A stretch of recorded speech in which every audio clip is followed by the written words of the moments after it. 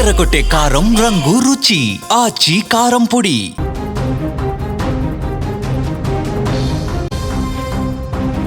గణతంత్ర దినోత్సవం ముందు రోజు దేశంలో భారీ ఉగ్రకుట్రను పోలీసులు భగ్నం చేశారు. రాజస్థాన్లో 10,000 కిలోల పేలుడు పదార్థాలు డిటోనేటర్లను స్వాధీనం చేసుకున్నారు. అంటే చూడండి ఎంత తీవ్ర స్థాయిలో ఉగ్రకుట్రకు ఇక్కడ ప్రణాళికలు రచించారో. ఈరోజు గణతంత్ర దినోత్సవం మనం జరుపుకుంటున్నాం ప్రశాంతమైనటువంటి వాతావరణంలో. కానీ దీని వెనుక ఒక భారీ కుట్ర కొనసాగడానికి ప్రయత్నం జరిగింది. ఈ తరహా పేలుడు పదార్థాలను ఇటీవల మనం చూస్తాం. ఢిల్లీ ఎర్రకోట కారు పేలుళ్లకు ఉపయోగించినట్లుగా పోలీసులు నిర్ధారించారు. అక్కడ కారు బాంబు పేలుడు ఎక్కడైతే సంభవించిందో ఎర్రకోటలో రీసెంట్గా, అందులో వాడినటువంటి బాంబు పేలుడు పదార్థాలే ఇప్పుడు నిన్న దొరికినటువంటి 10,000 కిలోల పేలుడు పదార్థాలు. సేమ్ రెండు కూడా ఒకటే ఉన్నట్టుగా గుర్తించారు. హార్సోరు గ్రామంలో శనివారం రాత్రి పోలీసులు దాడి నిర్వహించారు. ఈ దాడిలో 9,550 కిలోల అమోనియం నైట్రేట్ను 187 సంచులలో నింపినటువంటి ఒక పొలంలో దాచినట్లుగా గుర్తించారు. ఇకపోతే అమోనియం నైట్రేట్ గతంలో అనేక పేలుళ్లలో ఉపయోగించినట్లు అక్కడి పోలీసులు తెలిపారు. ముఖ్యంగా 2025 నవంబర్లో ఢిల్లీ ఎర్రకోట సమీపంలో జరిగినటువంటి కారు పేలుడు కేసులో ఈ రసాయనం కీలక పాత్ర పోషించినట్లుగా అధికారులు గుర్తు చేశారు. హార్సోర్ గ్రామానికి చెందినటువంటి సులేమాన్ ఖాన్ను పోలీసులు సంఘటనా స్థలంలోనే అరెస్ట్ చేశారు అతన్ని. ఇక అతని పైన ఇప్పటికే 3 క్రిమినల్ కేసులు నమోదై ఉన్నాయని కూడా తెలిపారు. అమోనియం నైట్రేట్తో పాటు పోలీసులు భారీగా పేలుడు సామాగ్రిని కూడా స్వాధీనం చేసుకున్నారు.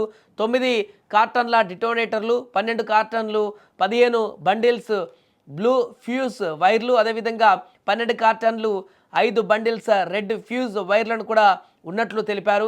ప్రాథమిక విచారణలో సులేమాన్ ఖాన్ అక్రమ మైనింగ్ కార్యకలాపాలకు పేలుడు పదార్థాలను సరఫరా చేస్తున్నట్లుగా పోలీసులు వెల్లడించారు. ఈ ఘటనపైన ఎక్స్ప్లోజివ్ యాక్ట్ కింద కేసు నమోదు చేశారు. గణతంత్ర దినోత్సవానికి ముందున ఈ యొక్క ఇంత భారీ పేలుడు పదార్థాలు పట్టబడడం దేశవ్యాప్తంగా ఆందోళన కలిగిస్తోంది. ఈ ఘటన ఉగ్రకుట్రలపైన భద్రతా సంస్థలు మరింత అప్రమత్తంగా ఉన్నాయని సూచిస్తుంది. ఎందుకంటే గత కొన్ని రోజుల క్రితమే ఈ యొక్క గణతంత్ర దినోత్సవం రోజున భారీ కుట్రకు ఉగ్రకుట్రలకు ప్రణాళికలు రచిస్తున్నారనేటి రిపోర్ట్లు కూడా వచ్చినాయంటూ కూడా చెప్తున్నారు. పాకిస్తాన్ నుంచి కానీ బంగ్లాదేశ్ నుంచి కానీ భారతదేశంలో ముఖ్యంగా ఢిల్లీ ఆ పరిసర ప్రాంతాల్లో ఎక్కువగా ఈ యొక్క ఉగ్ర కుట్రలు ప్రణాళికలు రచించేందుకు వారు సన్నద్ధమవుతున్నారనేటువంటి ఒక నివేదిక కూడా అందినట్టుగా తెలుస్తుంది. ఈ నేపథ్యంలోనే కొన్ని రోజుల నుంచి భద్రతా బలగాలు విస్తృతమైనటువంటి కూంబింగ్ నిర్వహిస్తున్నారు బార్డర్లో. అదేవిధంగా ఇక్కడ ఉన్నటువంటి రా కానీ ఎన్ఐ కానీ వీరందరూ కూడా పకడ్బందీగా క్షుణ్ణంగా పరిశీలిస్తూ ఎక్కడ ఏ అనుమానం వచ్చినా కూడా వాటి కూపి లాగేటువంటి ప్రయత్నం చేస్తున్నారు.